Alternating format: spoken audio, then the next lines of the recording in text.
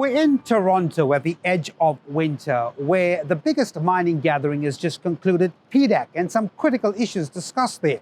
From critical minerals to energy transition, miners are coming under increasing pressure to move faster and meet higher expectations from regulators, investors, and communities. Well, that's why I'm off to the offices of mining consulting firm SRK to meet someone at the intersection of all of these issues. Christina James is the head of SRK Canada and a principal water resource engineer. Let's find her.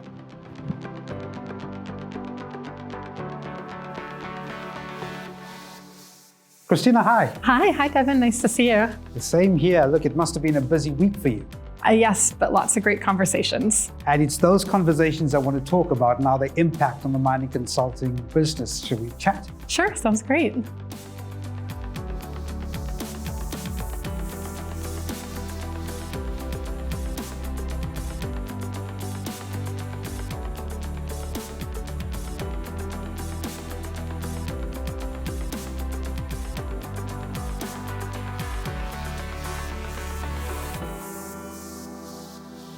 So Christina James is the head of SRK Canada and a principal water resource engineer. Christina, it's a pleasure. Thanks very much indeed for allowing me in here. Yeah, thank you. Thanks for coming. So SRK has built a strong reputation along water management and modeling. Now, for someone outside of this technical sphere, what does water balance mean? I see this concept used very often in your work. What does it actually mean, and why is it important for mines to get that right? Yeah. So a water balance is basically an accounting of the transport and storage of water at a mine site. Often the supply of water through precipitation or groundwater is sort of out of sync with the demand for processing or for other applications in a mine site. So a water balance is basically an accounting of all that water and helps to identify the risks where there is that mismatch in supply and demand, and then helps with planning as a result. And it's around those areas that's beginning to pick up in terms of scrutiny, right? You get scrutiny as a mining company from regulators, from investors, from communities.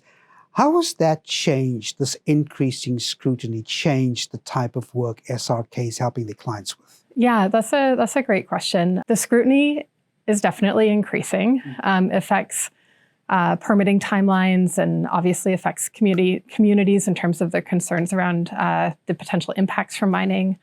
But I would say that that increased scrutiny hasn't really changed the work that we do. We've always taken mine water management, very seriously, do very in-depth studies around it, at least as long as I've been working. I guess maybe another thing I would say is that one of the things that has become broader, maybe a broader concern, is that there's other topics related, sort of adjacent to water. So like climate change, for example, or tailings dam safety, or biodiversity is another example. And so water, I think, has become under more scrutiny, more as a broader package of scrutiny or a broader package of concerns. I find it interesting as to how you approach a mining company and in terms of what capacity. Now, as I understand it, SRK comes through with a very sort of independent posture on how it approaches a client. Typically, what do you do when a mining company comes to you? I mean, of course, it depends on what they want. Absolutely. That is a big part of it. So we do really emphasize and spend a lot of time trying to understand our clients' problems. People tend to come to SRK when they have complex problems or interdisciplinary problems.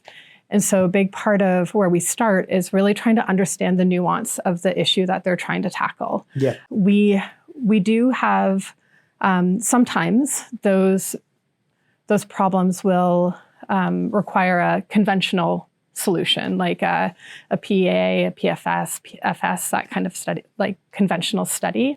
But often the problems that our clients come to us with require a more tailored technical investigation or design.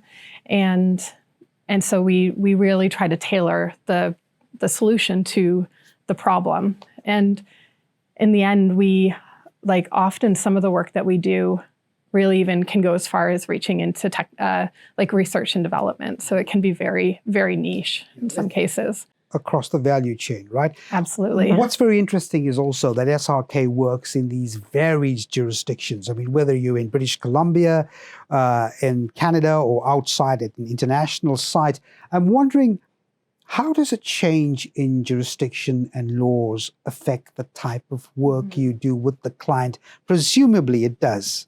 Yeah, it does. I mean, obviously the regulatory jurisdiction doesn't necessarily change the risk associated with a project, but it does change what we are required to demonstrate.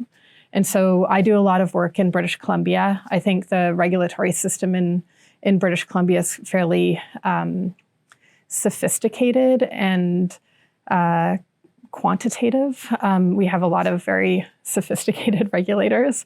And we've seen the regulatory system really push along, I would say, innovation in the regulatory system within BC. Yeah.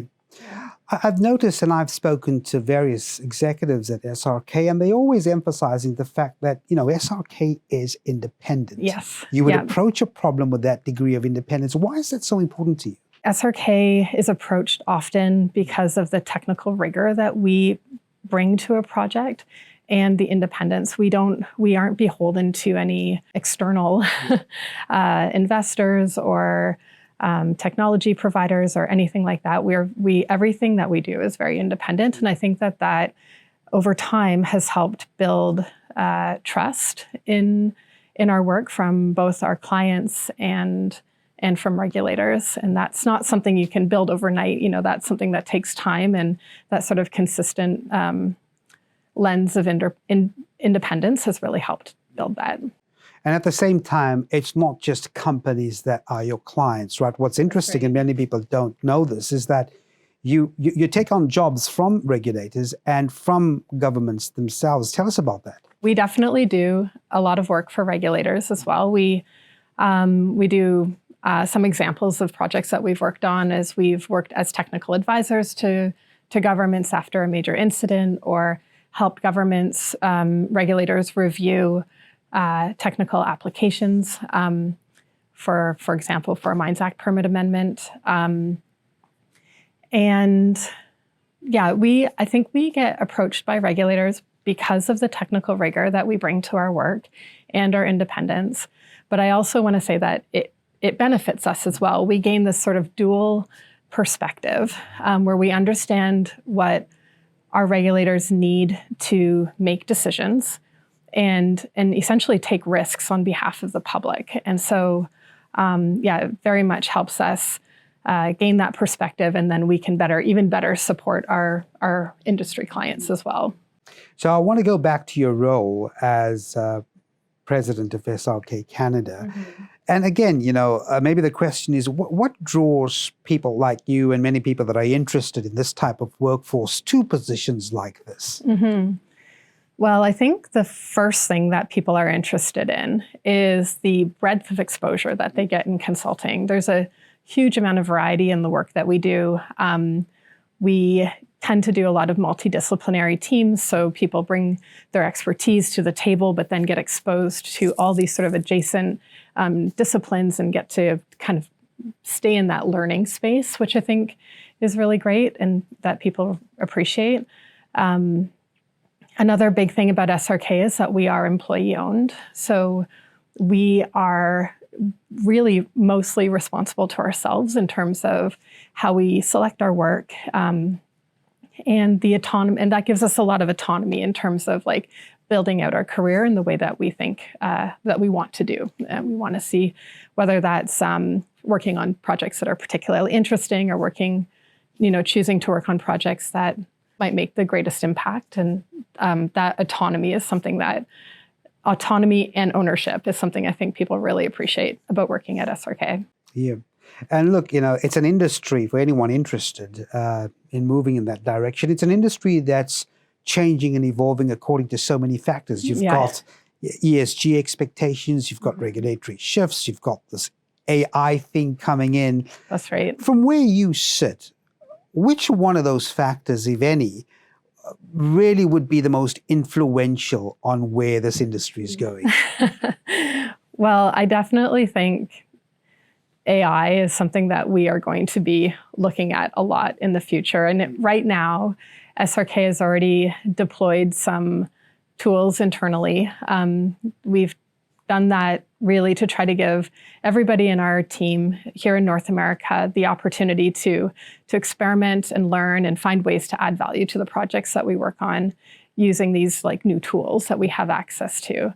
I think something important about the tools that we've deployed is that we are very conscious about maintaining confidentiality of our clients' information, not just between internal to SRK versus external, but also between projects. So we have like systems in place where, data isn't able to bleed across projects and, compromise confidentiality in that way. And then we also have a bunch of like quality management systems in place to make sure that we're able to provide the level of deliverable that we expect of ourselves as well as the industry expect from us. So yeah, it's been very interesting to see how people decide to use these tools, what they're able to produce. And I feel like this sort of learning and experimenting is, it's been part of SRK's DNA for a very long time. So in a lot of ways it's new, but in a lot of ways it's just part of who we are as well. Yeah. No, it does sound compelling. Christina James, thanks very much indeed for talking to me. Yeah, thank you very much.